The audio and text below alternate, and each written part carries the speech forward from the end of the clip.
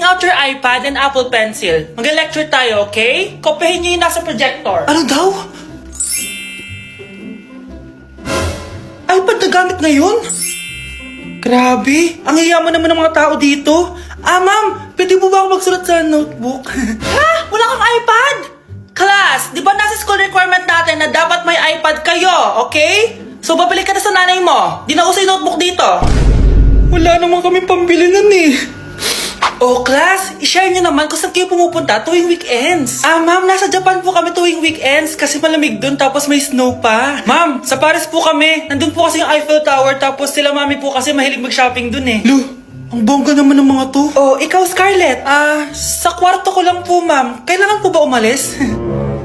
Hindi naman. Siguro mas gusto ni Scarlett yung nagpapahinga siya sa magandang kwarto niya.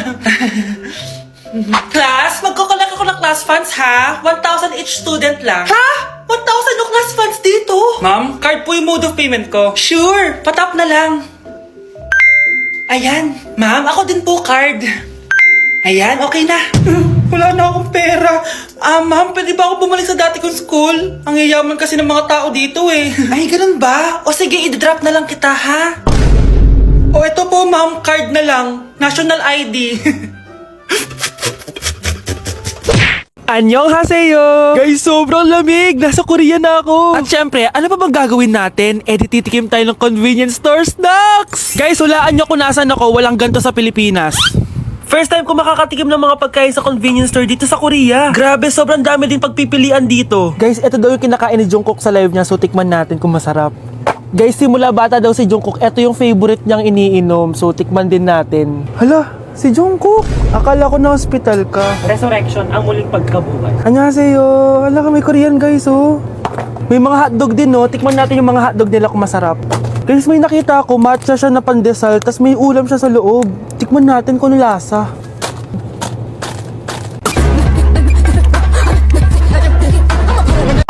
Charan! Tikman na natin sila, guys. Unahin na natin to favorite snack ni Jungkook.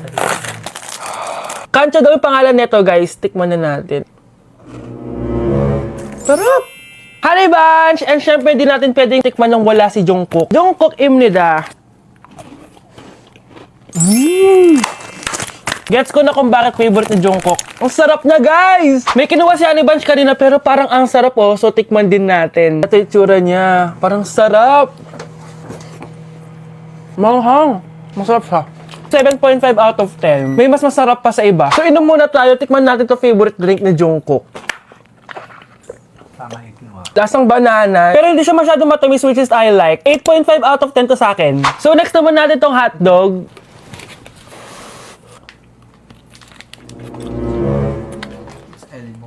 Ganun lasa. Hindi ko siya gusto, guys. Weird na lasa niya. 3 out of 10 lang to sa akin. Hindi ko siya masyadong gusto.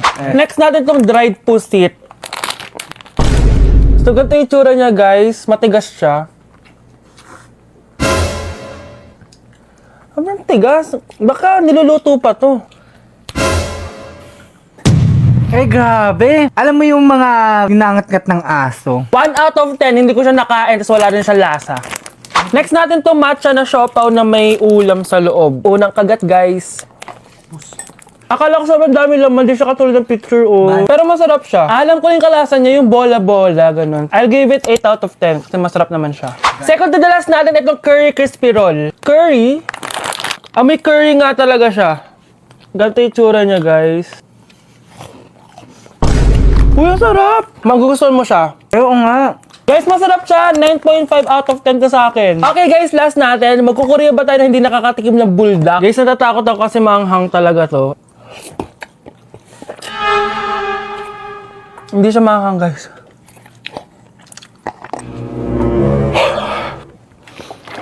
Bibigyan ko to ng 8 out of 10. Masarap naman siya kasi sobrang anghang niya. So, yun lang naman, guys. Kung gusto nyo ng part 2, mag-comment lang kayo dyan at gagawin natin yan. So, bye-bye! Tay, ano? I-explain mo na sa akin. Kung bakit nakaburo si nanay, ha? Bakit ka ba naniniwala dun, ha? Ang totoo mong nanay, busy. Di ba sinabi ko na to sa'yo? Pero tay! Wala nang pero-pero. Huwag mo akong hintayin magalit, Scarlett. Di mo magugustuhan. Hindi pwedeng hindi si nanay yung nakita ko sa cellphone. Alam na alam kay tsura ni nanay. Malalaman ko rin sikreto mo, tay. Oh, Scarlett, aalis ako ulit, ha? huwag kang pasaway.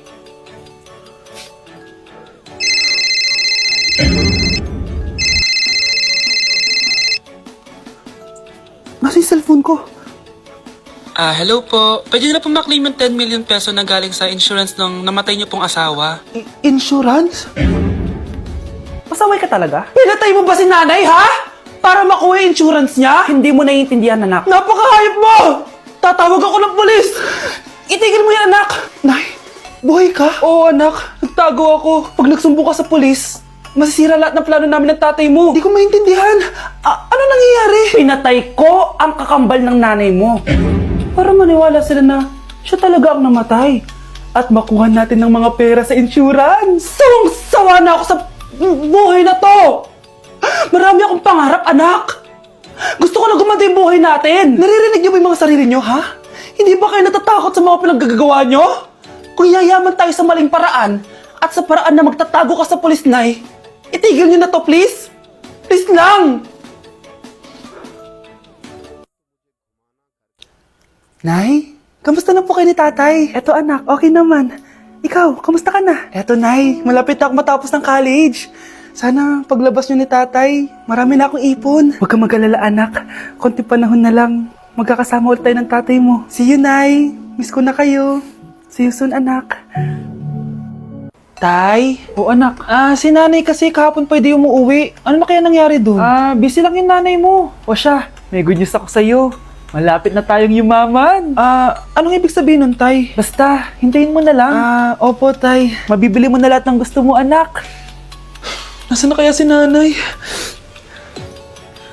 The subscriber cannot Nay, be reached. sumagot ka! Please try again later. Anak, may aasikasuhin lang ako para yumaman na tayo. Ikaw muna magbantay ng bahay, ha? Tay, si nanay kasi ilang araw nang di umuwi. Wala ka pa rin bang balita sa kanya? Scarlett, di ba sabi ko sa'yo, busy ang nanay mo? Babalik din yun, huwag ka mag-alala. Sige na, ha?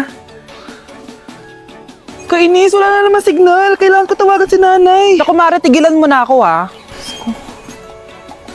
Scarlett? Aling Rosa?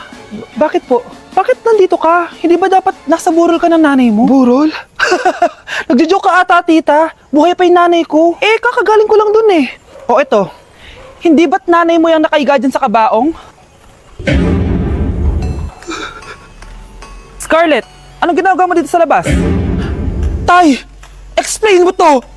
Bakit nakaburol si nanay, ha? Kaya siguro hindi siya umuwi ng ilang araw.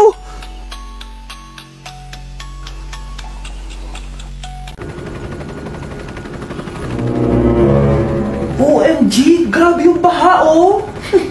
For sure, marami naman nakurakot si Dad. Paldo! Oh, Jessica, ba't ang aga mo? Di ba traffic kasi baha? Ay, opo, ma'am. Baha nga po eh. Kaya pinag-helicopter na ako ni Daddy para safe ako. Kawawa nga po yung mga tao eh. Wow, sana all. Yes, Daddy? Opo, nandito na po ako sa school. Yung baon ko 1 million ha. Send mo na. Ha? 1 million yung baon niya?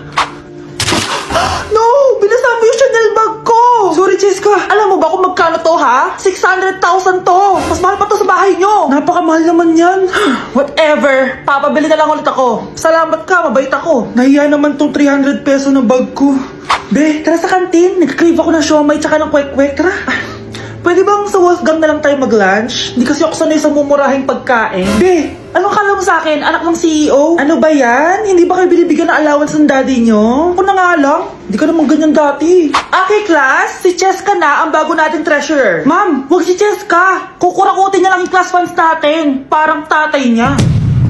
Flood control, ayaw. Gastos, gusto. Kaya mayaman si Cheska kasi korap ang pamilya niya. Ang laki ng tax na binabayaran ko. Sa Disney Princess pala natin napupunta lahat. Habang kami, binabaha na dito. Ikaw pa helicopter lang. Wow, napaka-lavish mo naman. Tsaka, pero muna ako nito Chanel bag mo ah. May ambag din ako dito, no? Hindi kami titigil hanggat walang nakukulong. Deserve niyong magdusa. Ayun na, bilisan mo! Hala, dugo ba yung pinampunas niya sa mukha niya? Anak, tignan mo to, oh. Ano yun, Nay? Anak, Ano yung nasa mukha mo? Dugo ba yan? Ginagaya mo ba yung pinupload ko? OA ka talaga, Nay. G2G Peeling Solution to. Gentle exfoliating to. Tinatanggal nito yung mga blackheads, whiteheads, tas nakakaliit din ng pores. 2 times a week ko to ginagamit, kaya instant glowing at smooth na yung texture ng skin ko. Ay, perfect yan anak. Ang dami ko pa namang blackheads tapos ang laki pa ng mga pores ko. Tiyan! O ito na, sa'yo na to ah. 199 pesos lang yan. Thank you, anak, ha. Huwag mo na ulit ako gagulatin ng ganun, ha. OA ka lang talaga, Nay.